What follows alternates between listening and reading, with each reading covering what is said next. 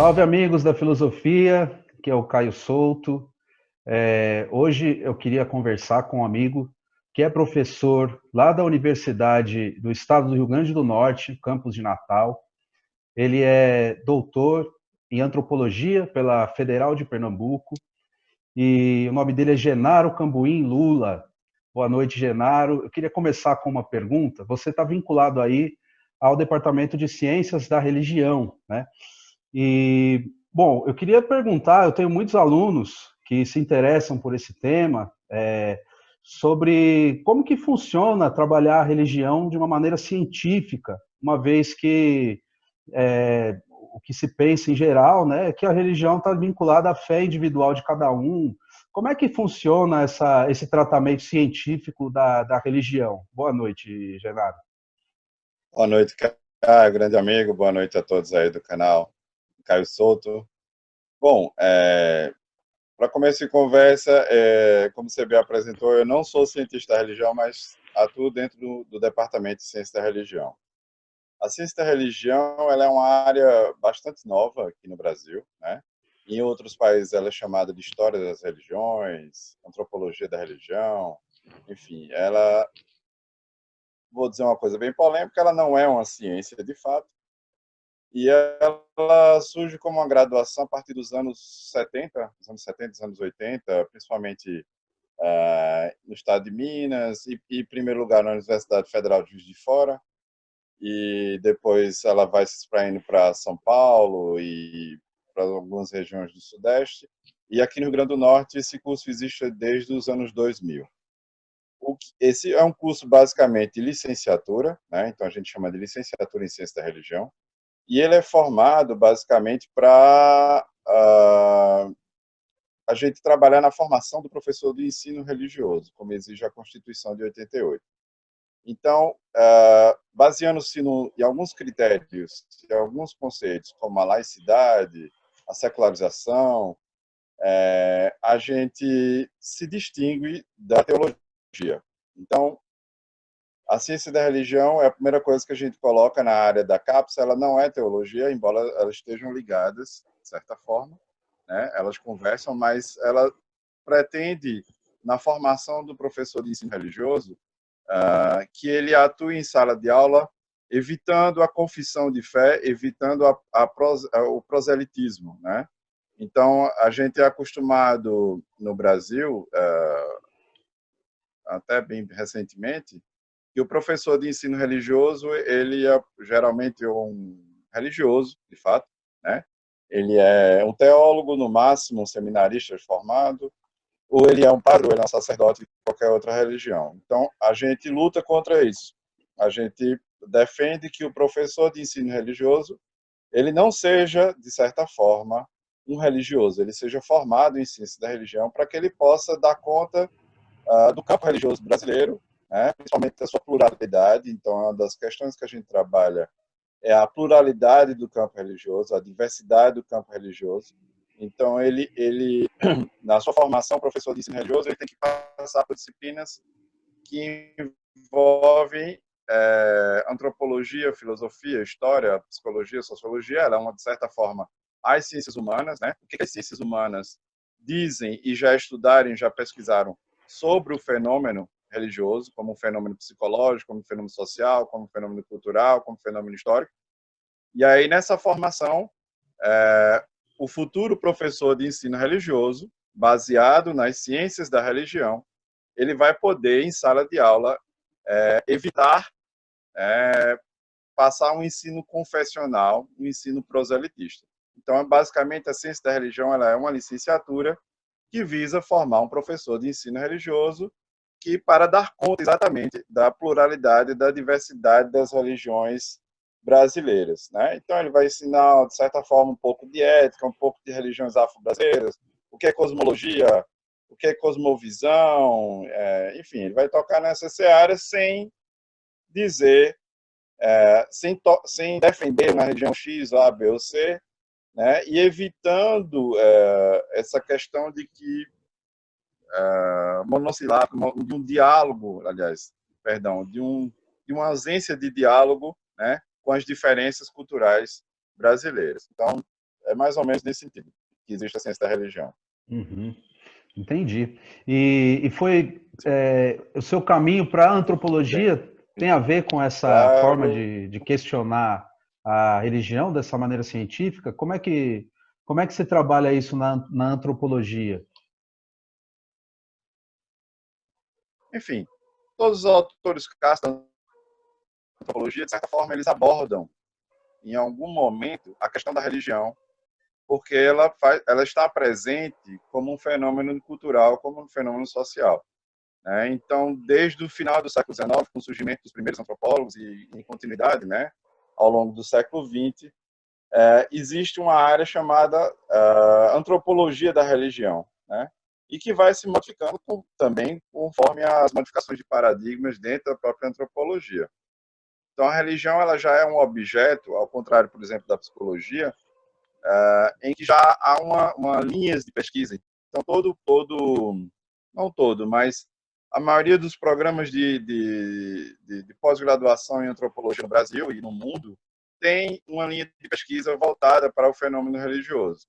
E aí se trabalha de diversas formas, né? Existem vários aspectos que podem ser trabalhados da questão da religião, a partir da relação com a cultura, com a sociedade, a questão da secularização, né? Lembrando dos conceitos que trazidos por Marx Weber, o Durkheim também, né? Que são utilizados pelos antropólogos desde sempre. E uma questão curiosa, cara, que eu vou te dizer. O que a gente vem notando com 15 anos já de curso de ciência da religião é que nos nossos graduandos, né, e nos nossos egressos, a provocação dessas discussões, desses questionamentos em relação à religião, elas, de certa forma, se assemelham, em algum momento, com o que com o curso de filosofia faz com o estudante. Por quê? Porque quando as pessoas entram e fazem essa religião, geralmente o primeiro e segundo período elas querem defender o seu ponto de vista religioso. E aí elas são bombardeadas, né, por uma sociologia da religião, por uma filosofia da religião, e o que acontece geralmente é que do segundo para o terceiro período eles já se tornam heréticos nas suas próprias igrejas. Estão a questionar seus próprios da antropologia da religião é bastante profundo, né? Porque o questionamento que as ciências humanas trazem para a religião, inclusive, por exemplo, há temas que nós trabalhamos em ciência da religião que não se trabalha em teologia, que é o ateísmo. Então, a gente discute o ateísmo, né? A formação dos ateísmos, do agnosticismo. Então, essa discussão, ela está presente ao longo do curso inteiro. Então, isso, quando o aluno ele já paga as primeiras disciplinas, os primeiros semestres, ele já começa a não se sentir bem com a sua própria confissão, né? Não é que ele vá abandonar, alguns abandonam de fato, alguns a própria religião em si eles passam a tirar delas dentro de si, né? Eles passam a ter, ou mudar de religião ou se tornarem ateus praticamente, né? Então assim há essa similitude assim com o que a filosofia talvez faça dentro dos cursos de filosofia, né, com o próprio aluno, né? A gente compara às vezes essas trajetórias, né? E aí quando ele já está no final, ele já do curso praticamente, aqueles que conseguem os egressos, eles já são praticamente críticos, né, da religião institucional, né? E eles já têm uma visão mais ampla do que seja a religião como fenômeno psicológico, cultural, enfim, aquilo que são provocados nas próprias disciplinas. Uhum. Entendo. Uma coisa que tem que se colocar, na minha opinião, hoje em dia, é algo que é bastante recorrente assim na história, que são esses ataques que acontecem às vezes em determinados contextos políticos com relação à ciência, e não só às ciências humanas, mas ao conhecimento científico de uma maneira geral. E como você bem colocou, o conhecimento científico ele tem essa carga de criticidade, né? De colocar em questão as coisas e tudo mais. E como que você vê essa questão do incômodo que a ciência pode ocasionar, né? E quais são os efeitos que, na sua opinião, isso pode acabar tendo? Se são efeitos que você vê isso como efeitos benéficos ou maléficos, no sentido da conjuntura social, das relações entre as pessoas numa sociedade? Bom, a sua pergunta é interessante porque ela já entra um pouco no meu objeto de estudo, né? Eu não estudo, na minha tese de doutorado, eu não estudei especificamente religião, né? Mas as fronteiras entre conhecimento e saberes modernos, utilizando o conceito Foucaultiano, né?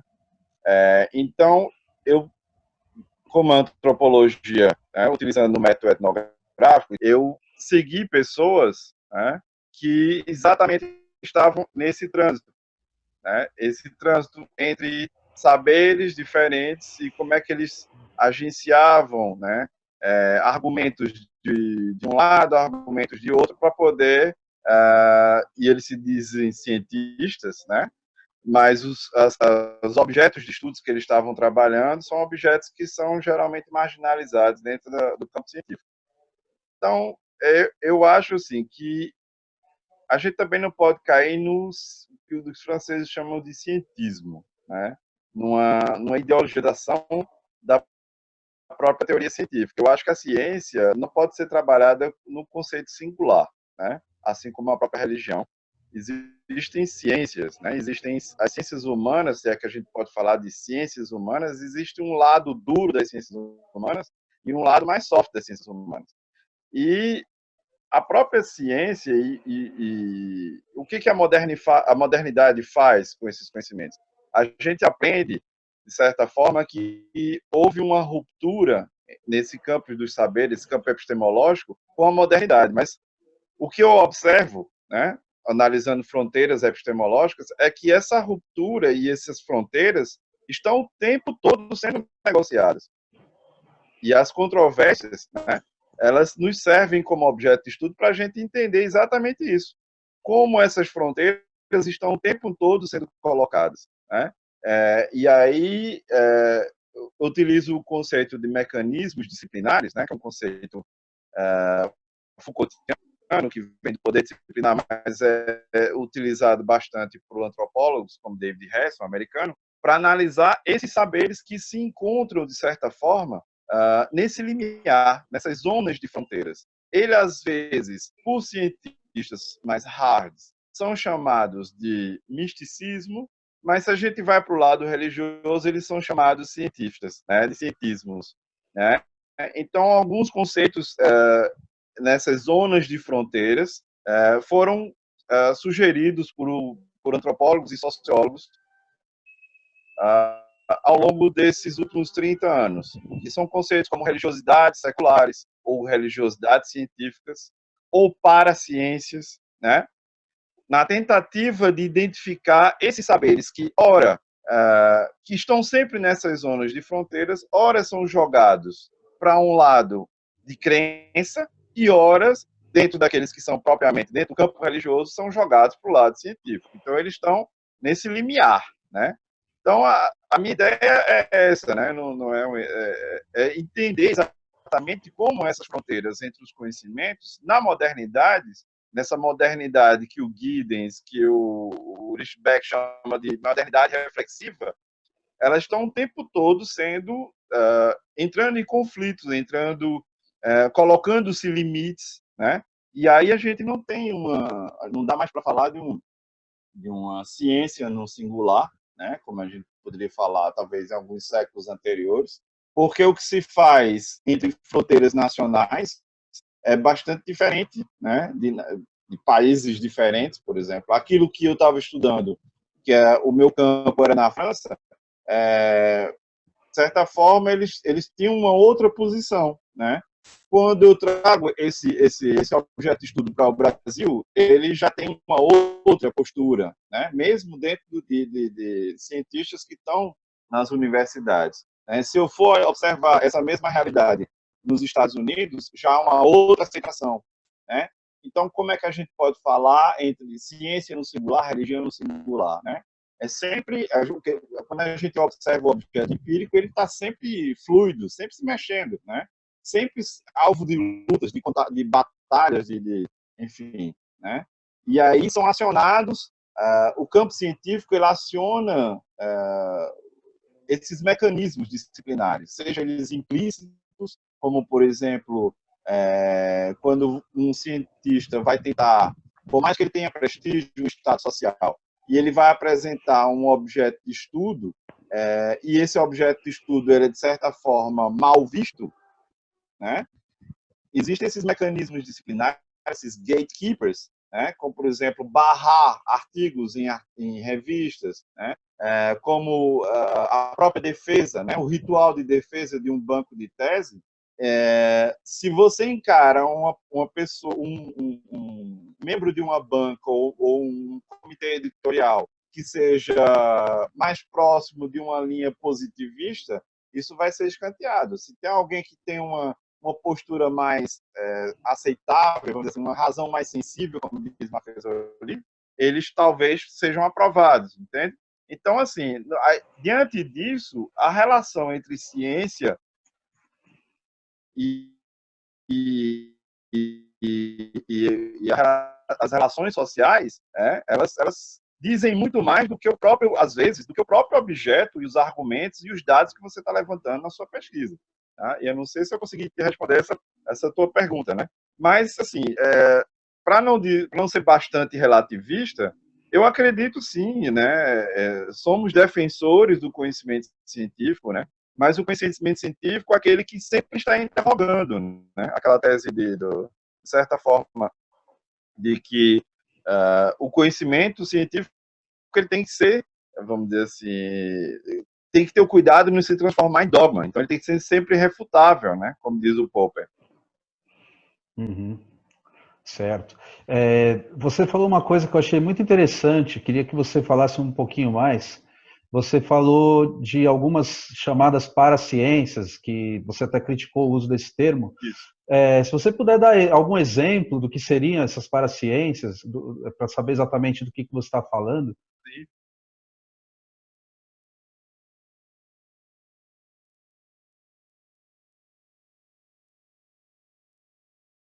Recentemente, eu submeti um projeto de pesquisa a um edital e eu estou esperando a resposta, mas é para estudar sobre o discurso dos grupos terraplanistas que existem, principalmente o maior deles aqui no Brasil, que chama Terraplanismo Brasil, Terra Plana Brasil. Dentro daquela perspectiva, né, que eu venho utilizando, que é a antropologia das fronteiras. Então, eu tento entender exatamente isso, né, como nas fronteiras do campo científico, né, existem inúmeros grupos, inúmeros saberes, né, que não são encaixados diretamente dentro de uma perspectiva institucional religiosa, não são, de certa forma, religiões institucionais, mas também a definição que lhes cabe é muito fluida, né? Então, de elencar como os conceitos de paraciência, de religiosidade científica, eu quero ver se eles dão conta, né, desses grupos. E o grupo que eu escolhi estudar nesse projeto são exatamente esses terraplanistas, os terraplanas. Porque eu acho que ele toca numa questão interessante de entender, né, como algo, né, que é dado, vamos dizer assim, como certo pela ciência, né, como 2 e 2 são 4, é questionado, de certa forma, contemporaneamente, né, não de certa forma contemporaneamente, porque já existem trabalhos, né, já existe essa discussão, essas ideias sobre terra plana há algumas décadas já. Mas esses grupos vêm aumentando conforme o passar dos anos, né? Então, alguns, vamos dizer assim, intelectuais falam de pós-verdade, de uma era da pós-verdade, né? Alguns ainda trabalham com a ideia da pós-modernidade, em que essas metas narrativas, como a ciência, a racionalidade, né, ela deixa de ser um terreno seguro. E na minha perspectiva,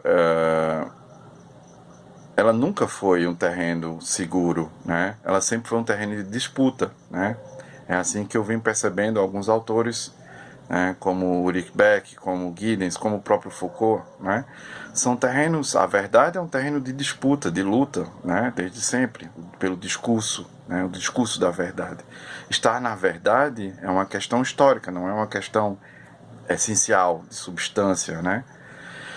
Então, veja, uma das coisas que, como o projeto está apenas começando, uma das questões que eu achei bem interessante de observar é exatamente essa, como os membros, né, existem vários, para ser bem correto, né, para ser bem preciso, existem vários grupos terraplanistas, uns que se aproximam mais, por exemplo, de um terraplanismo religioso, né, que afirmar, e outros que querem, de certa forma, como os paracientistas, se aproximar de um trabalho científico para poder provar suas ideias. Então, eles estão sempre discutindo sistemas de prova, metodologia científica, né? E o que esses especificamente dizem é bastante interessante, porque eles dizem, olha, os alienados, aqueles que são que trabalham dentro da ideologia são aqueles que não problematizam a questão da Terra plana, né? Da Terra ser global.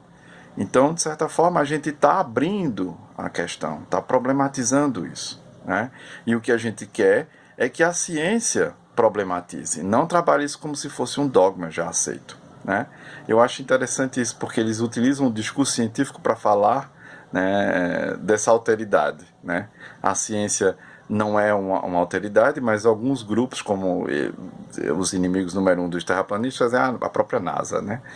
Então eles utilizam, de certa forma, esse discurso da ideologia, da alienação, para acusar esses grupos, vamos dizer assim, as ciências hegemônicas, os grupos hegemônicos, né? Bom, eu acho interessante porque isso diz muito sobre que época nós estamos vivendo, né? É época em que se fala muito sobre fake news, época em que se fala qual é o terreno seguro da ciência, né? E eu acho que a ciência ela não tem que responder de certa forma com dogmas, mas com mais produção de pesquisa, né? Então eu acho que essas pesquisas que eu venho realizando dentro da antropologia das fronteiras, com esses grupos problemáticos, né, para cientistas, são interessantes para poder a gente entender exatamente como se constrói o conhecimento científico, né? Como alguns autores da Science Studies, como Bruno Latour, como Calon, como tantos outros, como a Isabel Stengers, né? E como o próprio os pós-estruturalistas, como o próprio Foucault, né? Como eles colocam o terreno da racionalidade como terreno de disputa, né? Como terreno sempre controverso, né? Em que o que vai vencer não necessariamente é a verdade, mas é algo que, vamos dizer assim, se legitima dentro dessas batalhas, né?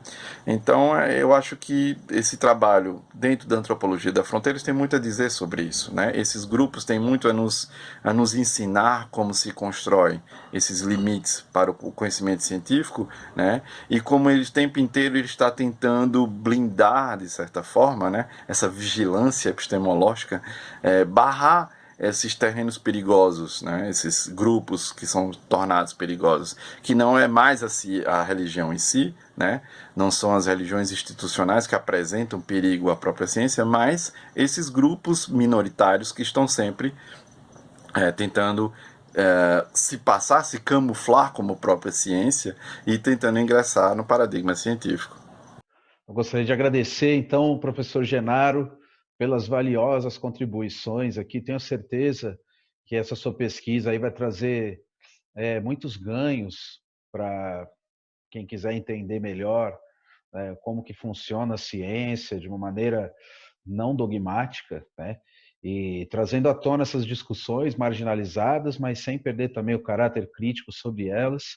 Infelizmente, nossa conversa teve de se interromper, né, por conta de problemas técnicos, a sobrecarga da internet, né, nesses últimos dias aqui está causando essas falhas.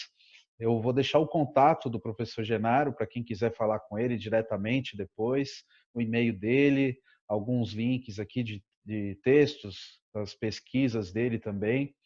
E é isso. Quem ficou até o final no vídeo, gostaria de agradecer, pedir que quiser se inscrever no canal também, para receber as notificações de vídeos novos. para que a discussão filosófica não pare, para que a gente possa continuar refletindo sobre os nossos dogmas, sobre a nossa condição, especialmente em tempos que nos convocam a questionar sobre o que é viver, o que é estar vivo, o que é pensar sobre isso, criticar também as respostas fáceis, né, que se dão a temas como esse. Tá certo, gente? Muito obrigado e até ao próximo vídeo.